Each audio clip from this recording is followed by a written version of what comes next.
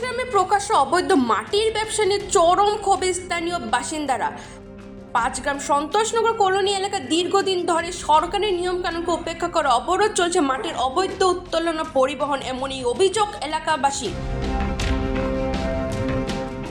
স্থানীয়দের দাবি, প্রতিদিন একের পর এক ডাম্পার ও ভারী যানবাহনের মাধ্যমে মাটি বয়ে নিয়ে যাওয়া হচ্ছে এবং আশঙ্কার বিষয় এই গাড়িগুলোতে অধিকাংশেরই নেই কোনো বৈধ নাম্বার প্লেট, ফলে যানবাহনের পরিচয় নির্ধারণ কার্য অসম্ভব হয়ে উঠেছে।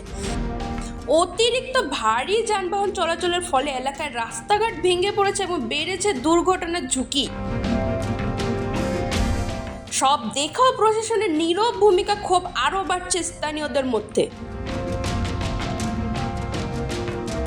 এখন এলাকাবাসীর একটাই দাবি, প্রশাসনের হস্তক্ষেপ, অবৈধ মাটির ব্যবসা বন্ধ করে এবং দোষীদের বিরুদ্ধে কঠোর ব্যবস্থা গ্রহণ, নয়তো ভবিষ্যতের ভয়াবহ পরিবেশগত সামাজিক প্রভাব আরও বড় বিপর্যয় ডেকে আনতে পারে বলে আশঙ্কা প্রকাশ করেছে একাংশ এলাকাবাসীর।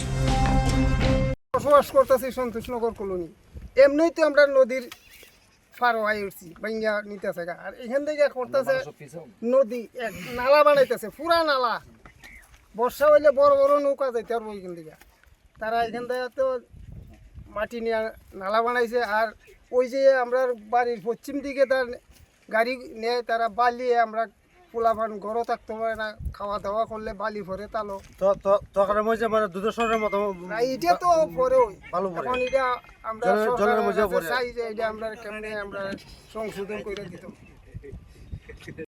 এখানে যে মানে যে ট্রাকগুলা মানে মানে মাটি বহন করে, এদের মধ্যে দেখা যায় যে কিছু কিছু ট্রাকের মানে নাম্বারবিহীন, তাদের সামনে বা পিছনে কোনো নাম্বার নাই। অলরেডি সরকারের নিয়ম আছে যে সামনেও মানে নাম্বার প্লেট থাকবে এবং পিছনে এবং নাম্বার প্লেট থাকতো, কিন্তু কিছু গাড়ির সামনে আছে পিছনে নাই, আর কিছু গাড়ির সামনেও নাই পিছনে নাই। এটা আপনি ভিডিওর মাধ্যমে দেখতে পারবেন। আমার পিছনে গাড়িটা মানে সামনেও নাম্বার নাই এবং পিছনেও নাম্বার নাই। ডিরেকশনে যেটা আছে এখান পর্যন্ত আমার লেয়ার আছে, আর এই লেয়ারের পরে আরেকটা ফিচার আছে, অর্থাৎ পিএমজে কলোনি শেষ। মানে তাদের যে বক্তব্য আসলো আর কি আমার কাছে, তারা বলছিল যে যদি মানে একটা ফিশারি বা একটা খনন কার্য থাকে তাইলে মানে ওইখানে লেয়ারে মানে নদী ভাঙ্গন আরও বাড়ে। তো এটার জন্য আমরা গ্রামের মানে মানুষের আপনার মাধ্যমে আমরা ব্যবস্থা নিতাম চাই যে এটা কীভাবে মানে সরকারের আধিকারিকরা অনুমতি দিল এখান থেকে, ফরেস্টের রেঞ্জ অফিসাররা যে মানে এরকম মানে খনন কার্য করতো বা এত ফুট। আমি শুনছি প্রথমে যে 1 ফুট বা 1.5 ফুট বা 2 ফুট এরকম, কিন্তু এখন যে মানে পরিমাণ দেখা যেতেছে এখানে প্রায় 6-7 ফুটের মতো হয়ে যেতেছে। তো এটা কীভাবে সম্ভব? মানে এটা যাতে আমরা এই ব্যবস্থাটা আমরা নিতাম। আর ধুলোবালির যে ব্যাপারটা আছে এটা তারা মানে টোটালি তারা যখন আমরা আন্দোলন করি বা প্রতিবাদ করি তখন তারা মানে জল দেয়, আর বাকি সময় তারা আমরা আন্দোলন না করে তারা জল দেয়।